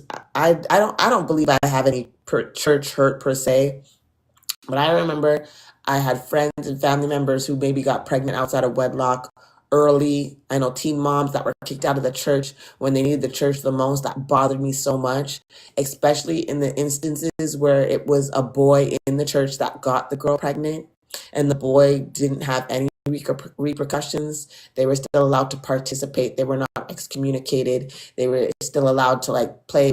If they were in the choir, they were allowed to sing. If they were a part of the band, they were allowed to play the drums or whatever instrument they did. They were never excommunicated, but the women were immediately. And it always bothered me.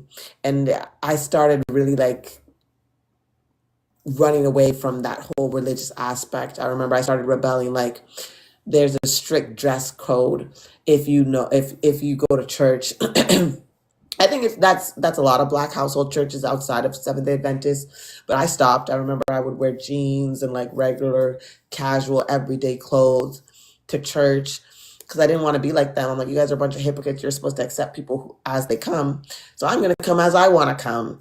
I went through this whole debate and with my parents and this whole rebellious stage. So, like I said, when I found out about like this book being given to us during oppression and how it was meant to mentally enslave us and keep us docile, it didn't take much. I was like, okay, I'm good off this. I don't want this for myself. I don't like this. I don't like its foundation, and I don't want to be Christian anymore. And I started to explore other routes. I did try to fill the hole with other spiritual beliefs, but those, I'm not gonna say they didn't help. I definitely had some great experiences, but I don't know. The longevity of it, it's still me relying on something outside of myself. And right now, I feel like ever since I've decided to just really focus and believe in me instead of believing in outside sources, whether it be the ancestors, whether it be a different god like Oshun, Lakshmi, Papa, like Legba, whoever, I've never felt more powerful than when I've started to really just believe in myself. Um, and that's where I am right now. And I don't have a problem with anybody who does any of those things, whether it be candle magic, Ifa, whatever. I don't mind that because those practices, they're not infringing on other people. They don't force the belief down to other people. They don't shame other people for not believing as they do, as the Christian religion does. So I don't feel like these practices are necessarily harmful to anyone out of society because I said it's not affecting anyone outside of themselves. You know, a lot of those practices are closed practices. It's not for everybody to get in the club anyways. And those traditions have now been demonized in the placement of these Abrahamic religions. And yeah, I think that we really need to talk about that and how it's a poison to our world. I'm gonna give it 10 more minutes. I'm gonna stay on. I think 2 hours is pretty good. Nobody's coming up. I had a small light discussion with someone before in the comments, which is fine. But I don't really see anybody really engaging. But like I said, this is more about getting into the algorithm. I do think that I could definitely, I don't know, I do think this will start picking up in conversation a lot more. I do. I honestly believe that that's a big possibility. So I'm going to keep this going. I'm going to stay on another 10 minutes. I'm going to do the 2 hour mark. And then I'm going to come out since nobody's really engaging.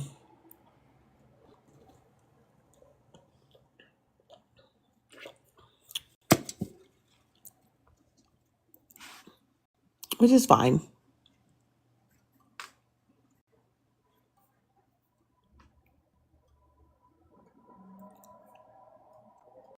Maybe if I make the panel like this, people will come up. Change the layout a bit. This was the layout I wanted in the first place. It didn't show up, or maybe I just didn't realize. I'm still getting used to all this. I will say that I am more appreciative. I do think that the stream is doing better on Restream than it is on StreamYard. StreamYard had a lot of lagging and things like that.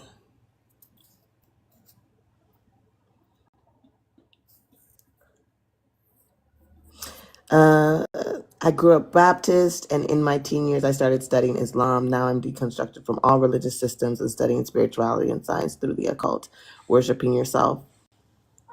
Okay, yeah. And I respect that. Like, I think, again, I don't think the problem is that people have religion. I think it's when religion starts to weave itself into like politics and policies and starts enforcing on people who are not interested in said religion. I totally respect anybody who's doing anything. I have family members who are in IFA. Like I said, I've dabbled in it. I practiced it as worship. I probably did more like candle magic than anything else. But I did tarot readings. I still don't know about astrology, but I definitely want to deconstruct everything. Everything I believe, I want to be able to say that I researched and I know why I believe it. Not just because it's just filling a hole or a void in my life that was once there, right? I'm actually perfectly fine with the idea that there's nothing after all of this. Like, that's okay with me, you know? Whether I'm just in the spiritual realm as an ancestor living beyond the veil or not. I mean, I'm okay with it. I don't really have to have the answers for everything, but I do want us to build a better world and life. I would like to see a more egalitarian society, personally, right? Where everything is equal, where it's not everything is gender defined. Like, if we all have an equal chance to just do and explore what we love and become, I think the world would be a better place.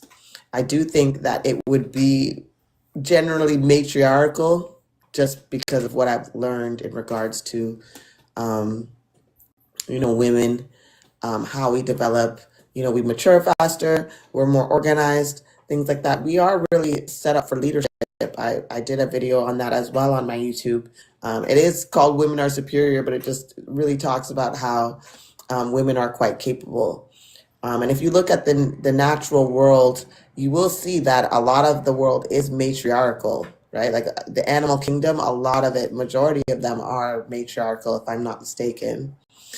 So I just think that, but I think egalitarian, especially in a society now where we have so much of each other, like we have a lot of women, we have a lot of men coming into this world, growing up in this world. I think we should just be equals and just do what's best, not just for ourselves, but for the planet. I've said this a few times too during a lot of different lives, but we are in the midst of an extinction, the first of its kind, because man is causing the extinction. It's not some natural force, which is like what we've seen before, because there's been several extinctions. There's been several species that have gone extinct. There's been several extinctions happened. I think there's been 5, 6. We're in the 6th, something like that. But we can turn this planet around by coming together. I do think that religion, especially Abrahamic religions, fuel things like capitalism, which we should draw away from. But we have to start at what's holding us back. And I do believe Abrahamic religions are holding us back from really expanding, which is why I want to deconstruct and why I want to have these conversations, specifically with women. And also the reason why I want to have more conversations with women in this regard is, yes, what you said, Wraith, over on YouTube about how if women leave, it'll kind of crumble. But also because, honestly, I know why men want women to be Christian. It's the misogyny of it all. It holds up a structure of patriarchy that makes them feel like leaders in some way, form, or fashion, even if it's just within their households. So I already know why men want women to be Christians. Like, I don't need to have that conversation with them. I know why they believe it. So that's why I do prefer the idea of having the conversation amongst women. I have twin daughters, so I absolutely agree with the empowerment of women. That's great. And I love to see, you know what? I was on the journey of becoming a misandrist. I was.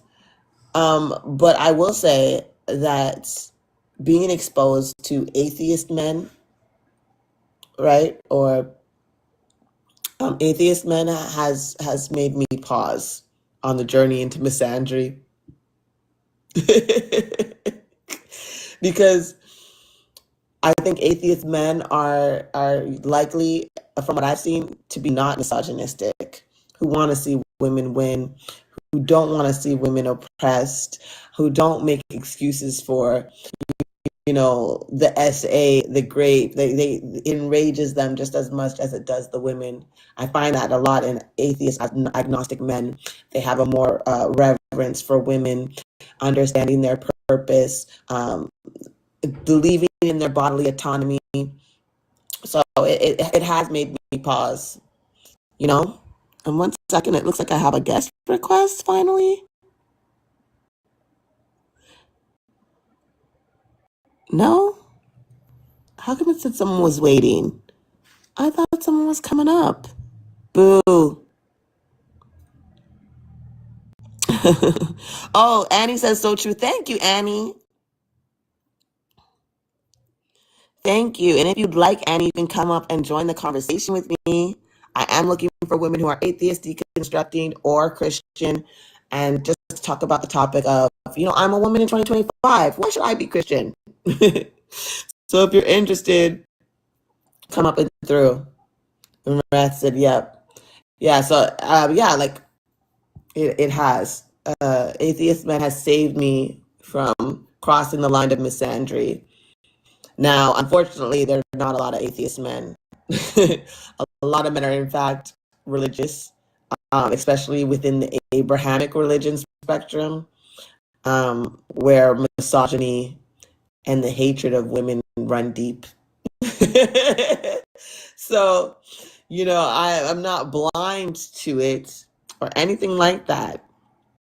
But yeah, that's definitely what I believe. And I still talk about it. Even on my channel, it's mostly dedicated to women and us coming out of the patriarchy and understanding what's going on even in nature. It's not supposed to be like a man-hating channel or anything like that. It's just I would like women to look at the history, because patriarchy is really only 10,000 the most years old. Prior to that, we had several thriving matriarchies, even in the continent of Africa. Yeah, you're right, Wraith. The very first teachers in life are women. That's absolutely true. And it has always been that way. I've been reading When God Was a Woman by Merlin Stone, and she goes through how this happened. And it's interesting to see that even nations like Egypt and Ethiopia and even places in Nigeria had matrilineal lines, had thriving matriarchies. And it was the YT man who interrupted that and changed that and brought in patriarchy, brought in the idea of the male god. But they left letters, y'all, where they talked about these matriarchal. So we know, as much as they tried to destroy and bury these great nations that were in fact matriarchal, and change the narrative of them, even the whole idea of goddess worship, right? They hide that because they need the patriarchy to thrive. They don't want women to get the idea and knowledge that they were somewhat in power or were in power at all, right? They try to hide that. But we're learning more and more. We are learning more and more. Again, I am looking for women to speak with. I am a woman living in 2025.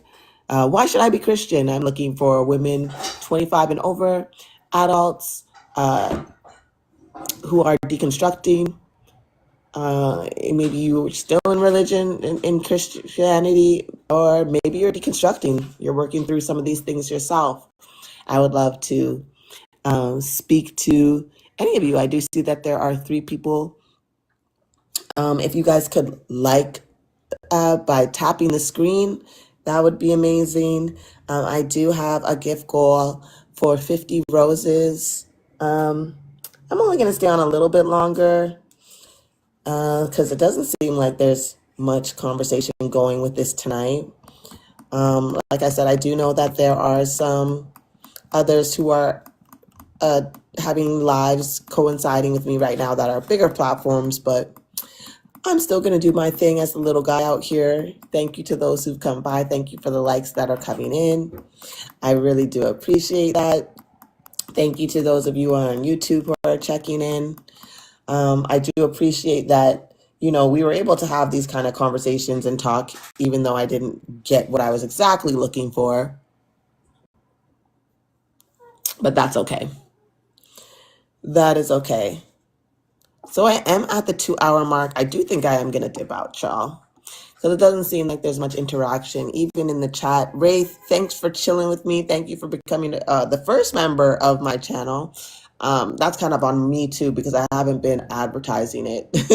But I appreciate you for joining. Thank you so much for that. I really appreciate it. Once I get things going on TikTok, I'll definitely get a subscriber zone going. Thank you guys again for those of you who did stop by and watch or are watching right now. I'm going to end the live on both YouTube and TikTok. Yeah, I will be back on Friday.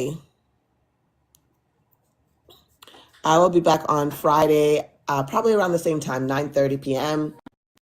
If you are listening on YouTube, look out and you can click the notification bell so you never miss out when I do go live. But also, I'll be posting about it on the community wall. All right, y'all. Thank you so much for joining me. And we will talk soon. Bye now. So much for sticking it out with me. I appreciate it. I'm a head out though. Maybe you could stop by on Friday. Because I will be doing this again. And yeah, thank you. Exactly. That's why you have to do the research to unveil what's hidden or occult. Yeah, that's true. Absolutely, Wraith. But yeah, I want to thank you. I appreciate you. And hopefully I'll see you on Friday.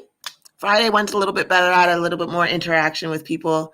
I know that everybody's, this is a weekday too, so maybe they couldn't stay up late. I definitely appreciate being here tonight, listening to this conversation and learning something from a woman's perspective. Awesome. Thank you so much. I hope to see you on Friday. If not, it's cool. I totally get it. Thank you for subscribing.